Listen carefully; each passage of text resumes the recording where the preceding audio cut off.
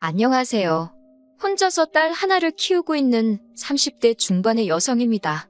남편과 이혼한 지 벌써 반년이 넘었네요. 이제는 좀 괜찮아진 것 같다가도 한 번씩 속에서 우라가 치밀어 올라옵니다. 그럴 때면 이불 속에 들어가 숨죽여 펑펑 울기도 하고 뒷산에 올라 소리를 지르기도 했는데 오늘은 한번 일기처럼 적어보려고요. 남편이 저에게 프로포즈를 할 당시에 저를 다른 이름으로 부른 적이 있어요. 그때 너무 수치스럽고 속상한 마음에 결혼이고 뭐고 필요 없다고 다 뒤집어 엎어버리자고까지 했습니다. 남편이 저에게 프로포즈를 하려고 참고했던 영화의 주인공 이름과 헷갈렸다며 울며빌며 변명을 했지만 저는 받아주지 않았어요. 정말 손이 발이 되도록 빌면서 일주일 내내 저희 집까지 찾아오는 모습에 저도 그렇지만 저희 부모님마저도 저렇게 진심인 사람인데 오해를 푸는 게 좋지 않겠냐 해주셔서 저도 남편을 용서하고 믿어줬거든요. 그런데 이런 더러운 꿍꿍이가 있을 거라고는 상상도 하지 못했습니다. 여자로서 결혼식에 대한 환상도 있었고 친정 부모님 역시 하나뿐인 딸의 결혼식을 위해 많은 것을 해주고 싶어 하셨지만 시부모님께서는 예전에 사업에 실패하신 이후로 지인분들과 사이가 좋지 못하시다며 가까운 친지들만 불러 작은 결혼식을 했으면 좋겠다고 하셨습니다. 대신 신혼집은 시댁에서 마련해줬어요. 지은 지 얼마 안 돼 보이는 작은 빌라였는데 안에는 이미 가전제품과 가구까지 다 갖춰져 있었습니다. 한마디로 몸만 들어가서 살면 되는 상황이었습니다. 시댁에서 이 정도로 배려를 해주시니 저희 집에서도 결혼식에 대해서 어느 정도 양보를 하는 쪽으로 결론이 났었어요. 결혼하고 얼마 지나지 않아 저는 임신을 했습니다. 예정보다 빠른 임신이라 놀라기는 했지만 기쁜 마음이 더 컸지요. 임신 사실을 확인하고 얼마 뒤 저의 임신을 축하하기 위해 아주버님네 부부와 신혼의 부부까지 온 가족이 시댁에 모여 함께 점심을 먹게 되었습니다. 엄연히 서열상 제가 막내이다 보니 아무리 시어머니께서 가만히 있으라고 하셔도 마음이 편치가 않더라고요. 그런 부담감 때문인지 점심을 먹고 얼마 지나지 않아 속이 점점 불편해졌습니다. 어떻게든 시댁 화장실에서 토하는 상황은 피하고 싶었기에 저는 조심스레 작은 방으로 들어갔습니다. 잠깐 누워서 쉬려는 생각이었어요. 방에 선풍기도 없고 갑갑해서 창문을 아주 살짝 열어놓고 한쪽에 누워 있었는데 얼마 지나지 않아 두런두런 말소리가 들려오더라고요. 들어보니 신우와 남편의 목소리였습니다. 제대로 들리지는 않았지만 신우가 잘 보고 왔냐고 남편에게 묻더라고요. 앞으로는 어떻게 할 거냐는 질문도 했고요. 남편은 얼마 전에 만났는데 잘 크고 있더라며 자기도 머리가 아프다고 하더라고요. 도대체 무슨 이야기인지 종잡을 수가 없어서 귀를 기울이려던 순간 시어머니가 방에 들어오셨습니다. 두 사람의 대화는 그렇게 끝이 났고요. 시간이 흘러 저는 딸을 출산했습니다. 정확히 말하면 조산이었어요. 원래도 몸이 약한 편이었는데 임신을 하면서 체력이 심하게 떨어졌거든요. 결국 회사에서 회의를 하던 도중 기절을 했고 그대로 응급실에 실려가 조산을 하고 말았습니다. 그래도 다행히 건강한 딸아이가 태어났고 모든 가족으로부터 넘치는 축하를 받았어요. 고생과 시련은 끝났고 이제 남편과 딸, 우리 셋의 행복한 인생 이막이 시작되었다고 믿었습니다. 정말이지 그때만 해도 제가 이런 사연의 주인공이 될 줄은 상상도 못했네요. 딸이 막 또를 지났을 때의 일입니다. 워낙에 술이 약한 사람이라 회식도 잘 안 가고 친구들하고 술자리도 잘 안 갖는 사람인데 그날만큼은 무슨 일 때문인지 잔뜩 술에 취해서 집에 들어왔더라고요. 몸도 제대로 못 가누는 남편을 간신히 소파에 눕히고 옷을 갈아입히다가 남편의 지갑을 우연히 보게 되었습니다. 현금은 얼마나 가지고 다니나 궁금하기도 했고 별다른 뜻은 없었어요. 지갑에는 사귈 때 주었던 제 증명사진이 여전히 들어있더군요. 딸 돌잔치 때 셋이 찍은 사진으로 바꿔 끼워 놓아야겠다 싶어서 제 증명사진을 꺼냈습니다. 그런데 제 증명사진 뒤에 어떤 아기 사진이 있더라고요. 남편과 꼭 빼닮은 아기였지만 남편이라고 생각하기엔 요즘 사진이었어요. 뭔가 쎄한 기분이 들었지만 술에 취해 잠든 남편에게 물어볼 수가 없어서 다음날 물어봐야겠다 생각하고 기다렸습니다. 이튿날 숙취로 괴로워하는 남편에게 그 사진을 보여주며 누구냐고 물었습니다. 남편은 잠깐 당황한 듯 하더니 이내 저에게 시조카도 못 알아보냐고 하더군요. 신우에게는 8살 난 아들이 있는데 그 아이의 어렸을 때 사진이라는 거예요. 신우랑 남편이 많이 닮기는 했지만 신우 아들하고 남편은 별로 닮지 않았거든요. 하지만 남편은 계속해서 저쪽하라서 예뻐서 가지고 다녔을 뿐이라며 저더러 도대체 왜 남의 지갑을 뒤졌냐고 화를 내더라고요. 그렇게 화를 내는 남편의 모습이 낯설어서 아무 대꾸도 안 하고 있으니 혼자 씩씩거리다가 사진을 쓰레기통에 버리고는 출근한다며 아침도 안 먹고 집을 나가더라고요. 황당한 저는 잠깐 넋이 나간 기분이었지만 금세 정신을 차렸고 왠지 모를 찝찝함에 남편이 버린 사진을 쓰레기통에서 다시 꺼냈습니다. 며칠 뒤 시어머니의 생신을 축하하기 위해 온 식구가 모인 날이었습니다. 저는 시조카에게 문제의 그 사진을 보여주며 이거 너라는데 이런 사진 본 적 있냐고 물어봤어요. 시조카는 고개를 갸웃거리며 처음 보는 사진이라면서 자기가 이렇게 생겼었냐고 오히려 저에게 역으로 묻더라고요. 그러더니 홀랑 제 손에 있던 사진을 들고 신우한테 달려갔습니다. 고지어 부엌에 있던 신우가 깜짝 놀라는 표정을 짓더니 저에게 다가와서는 이 사진은 어디서 났냐고 물었습니다.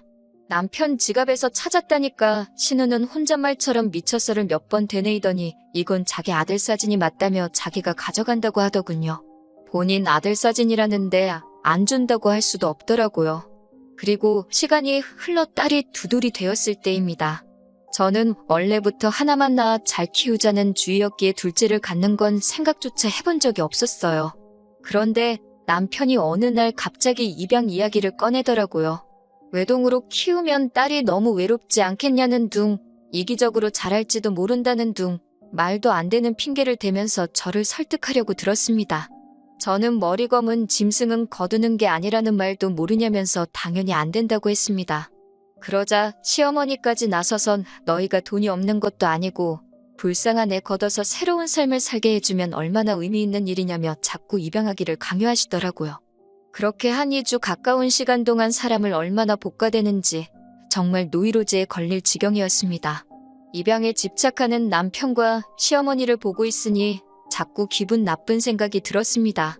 혹시 남편한테 내가 모르는 숨겨진 아이가 있는 건 아닐까 그런 끔찍한 상상까지 들더군요. 결국 고민 끝에 나름의 해결책을 생각해냈습니다. 제가 아이를 직접 고르겠다고 했을 때 남편이 어떻게 나올지 보고 마음을 정하는 걸로요. 저는 남편에게 그럼 같이 고아원에 가보자고 했습니다. 제가 키워야 되는 아이니까 제가 고르겠다고요. 그러자 남편은 그건 또 싫다고 하더군요. 자기 성씨를 따르고 자기 집안 호적에 오를 아이인 만큼 이번만큼은 며느리인 제 의견보다는 시부모님과 자기 의견이 더 중요한 것 같다면서요. 말도 안 되는 남편의 고집에 그러면 입양은 없던 걸로 하자고 했습니다. 만약에 이때 남편이 계속해서 저를 설득하려고 들었다면 저도 여기까지는 오지 않았을 겁니다.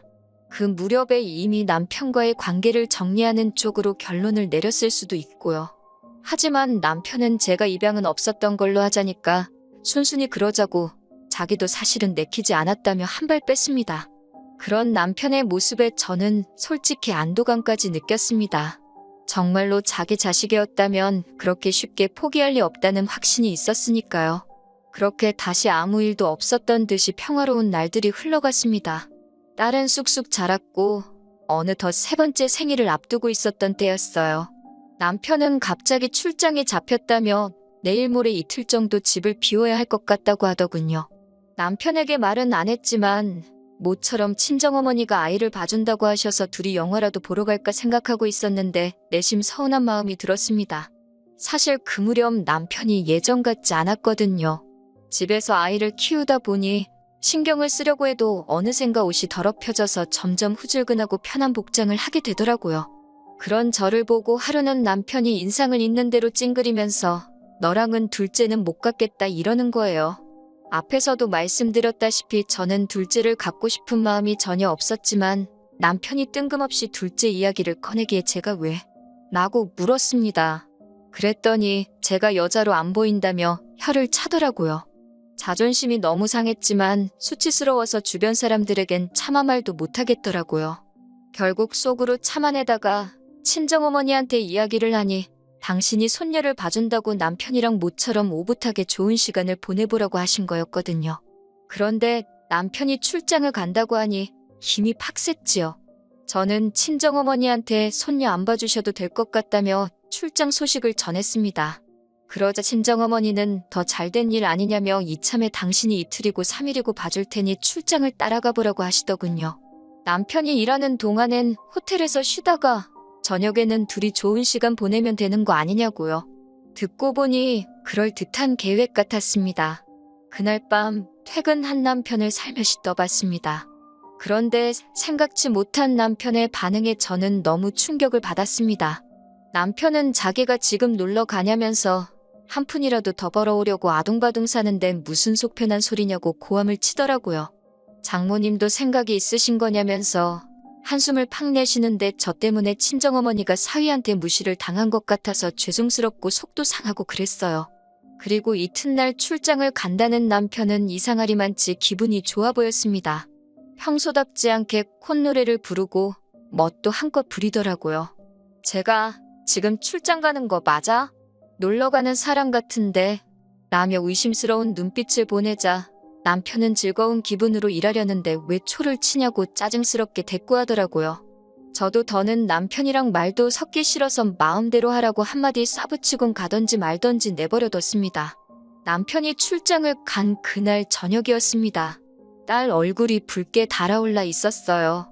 배고프다고 울 법도 한데 제대로 울지도 못하길래 손을 대보니 애가 불덩이처럼 뜨겁더라고요. 놀란 저는 남편에게 전화를 걸었지만 남편은 도통 전화를 받지 않았습니다. 저는 아이를 들쳐업고 맨발로 집을 나서 택시를 탔습니다. 맨발이었다는 것도 병원에 도착해서 알아챘을 만큼 정신이 하나도 없었어요. 조산으로 낳은 딸이었기 때문에 혹시 뭐라도 잘못됐을까봐 늘 노심초사하며 딸을 키우고 있었거든요. 다행히 병원에 도착해 수액을 맞추고 하니 열이 조금씩 떨어지더라고요. 어느 정도 위급한 상황을 넘기고 나서 저는 다시 한번 남편에게 전화를 걸려는 그때 남편으로부터 영상전화가 걸려왔습니다.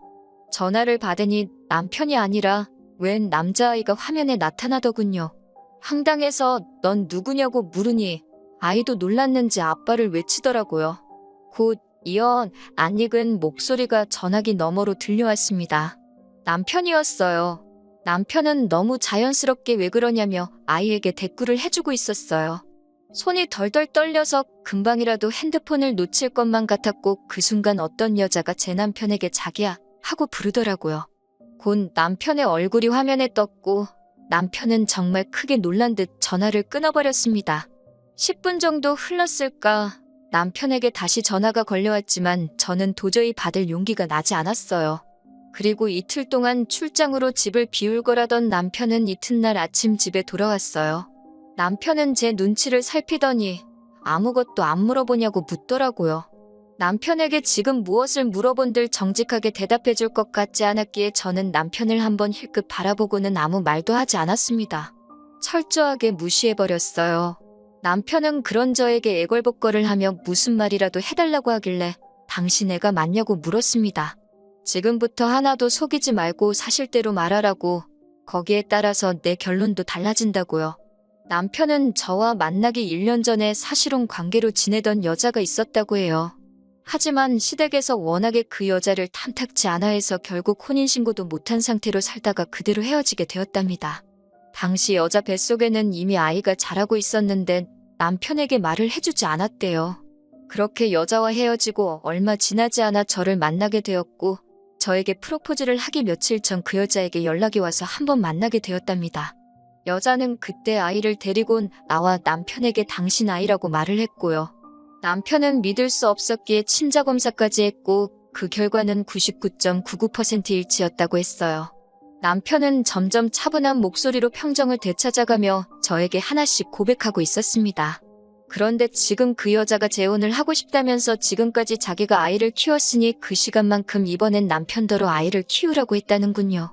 저를 설득해서 입양을 해볼까도 했지만 그건 차마 저한테 못할 짓인 것 같았고 그 와중에 아빠의 존재를 알게 된 남자아이가 하도 아빠 보고 싶다고 타령을 해서 이번에도 내려갔던 거라면서 오해하지 말랍니다.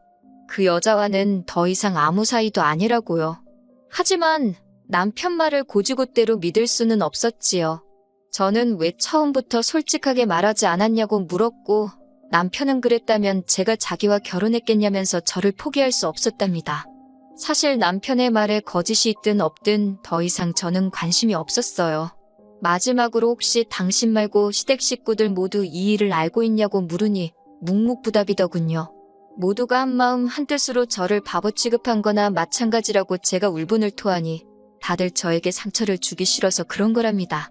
그러면서 저더러 원한다면 다신 그 여자도 아이도 만나지 않겠다며 한 번만 용서해주면 안 되겠냐고 하더군요. 저는 당분간 친정에 머물면서 생각할 시간을 갖겠다고 했습니다. 다행히 딸아이가 친정에 있었기 때문에 남편에게 악을 써가면서 화를 낼 수 있었네요. 친정에 도착하자마자 저는 짐을 내려놓고 바로 다시 강남으로 향했습니다. 그쪽에 일 잘하는 이혼 전문 변호사들이 많다고 들었기 때문이지요.